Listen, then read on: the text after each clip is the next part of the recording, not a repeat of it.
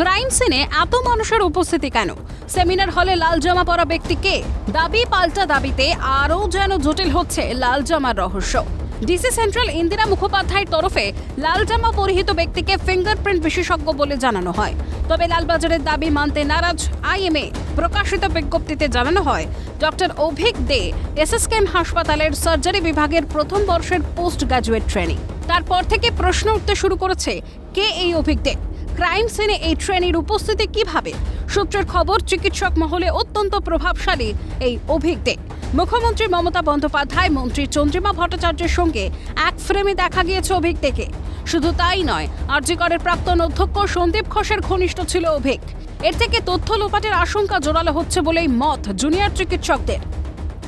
Supreme কোর্টে যে বক্তব্যটা এসেছিল, সুপ্রিম কোর্টে যারা বলেছে যে অ্যাডিকুয়েটলি জায়গাটাকে সিল করা হয়নি টাইমলি, সেটা তো আজকে সবার সামনেই প্রমাণিত। তারা কি উদ্দেশ্যে এখানে এসেছিল, উদ্দেশ্যটা কি ছিল, মোটিভ কি ছিল, এটা আমরা বারবার বলতে চাইছি। সবার তো একটা মোটিভ থাকে, হ্যাঁ। তাহলে অন্য একটা হাসপাতালে সে একজন পোস্ট গ্রাজুয়েট ট্রেনি, হ্যাঁ, তার সে কিভাবে এখানে এলো, কেন, তার উদ্দেশ্যটা কি ছিল, সেইটা জানাটা খুব জরুরি। অবভিয়াসলি আমরা তার যে ফ্রন্ট ফেস দেখছি, সেটা তিনি কবে থেকে যে ফিঙ্গারপ্রিন্ট এক্সপার্ট হলেন সেটা তো মানে জানতে পারলাম না আমরা। হঠাৎ করে অগোচরে কখন থেকে উনি ফিঙ্গারপ্রিন্ট এক্সপার্টের কাজ করছেন সেটা আমরা জানতাম না।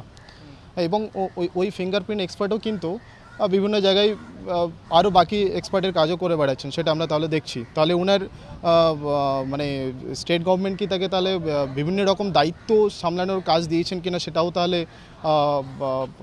পুলিশ অ্যাডমিনিস্ট্রেশনকে ক্লারিফাই করতে হবে। এখানে এসেছিলো এবং তাকে ফিঙ্গারপ্রিন্ট এক্সপার্ট বলে তাকে চালিয়ে দেওয়ার চেষ্টা করা হচ্ছে। আমরা এখানে তো পুলিশও তাহলে জড়িত, পুলিশ ধামাচাপা দিচ্ছে। এই আমাদের যে পয়েন্টগুলো সেগুলোকে এস্টাবলিশ করে দিচ্ছে বরং পরোক্ষভাবে। সূত্র বলছে, চিকিৎসক অভিক দে বর্তমানে এসএসকেএম হাসপাতালের জেনারেল সার্জারি বিভাগের জুনিয়র রেসিডেন্ট হিসেবে কর্মরত। এর আগে তিনি বর্ধমান মেডিকেল কলেজের রেডিও ডায়াগনোসিস বিভাগের ক্লিনিক্যাল টিউটর হিসেবে কর্মরত ছিলেন। অভিক দে নর্থ বেঙ্গল লবির একজন গুরুত্বপূর্ণ সদস্য বলেই দাবি করছেন জুনিয়র চিকিৎসকরা। এমনকি ওয়েস্ট বেঙ্গল মেডিকেল কাউন্সিলের কোর কমিটিরও অন্যতম সদস্য। চিকিৎসক সুদীপ্ত কুমার রায়, নির্মল মাঝি, শান্তনু সেনের মতো চিকিৎসকদের সঙ্গে একই কমিটিতে রয়েছে অভিক দে। জানা গিয়েছে, অভিক দের বাড়ি বর্ধমান জেলার নারায়ণদিঘি এলাকায়। সূত্রের খবর, রাজ্য তৃণমূল ছাত্র পরিষদের মেডিকেল সেলের চিফ কোঅর্ডিনেটর পদে ছিলেন অভিক দে। প্রায়শই বর্ধমান মেডিকেল কলেজে এসে মিটিংয়ে আসতেন এই অভিক দে। এমনকি কাদম্বিনী কাণ্ডের পরও কলেজে আসতে দেখা গিয়েছিল তাকে।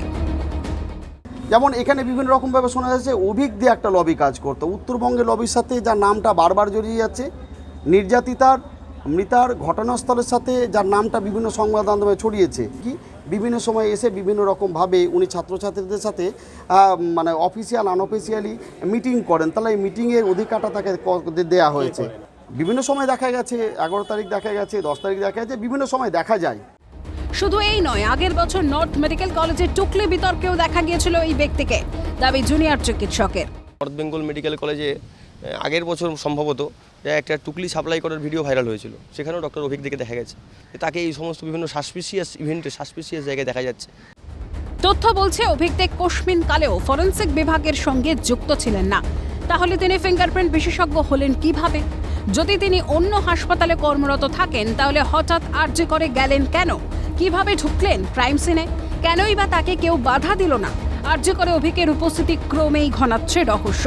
ক্যামেরায় জনি মণ্ডলের সঙ্গে অভিরূপা সাহা, আয়ন শর্মা, সত্যজিৎ মুখোপাধ্যায়, অভিষেক চক্রবর্তী এবং রাজেশ খানের রিপোর্ট, ক্যালকাটা নিউজ।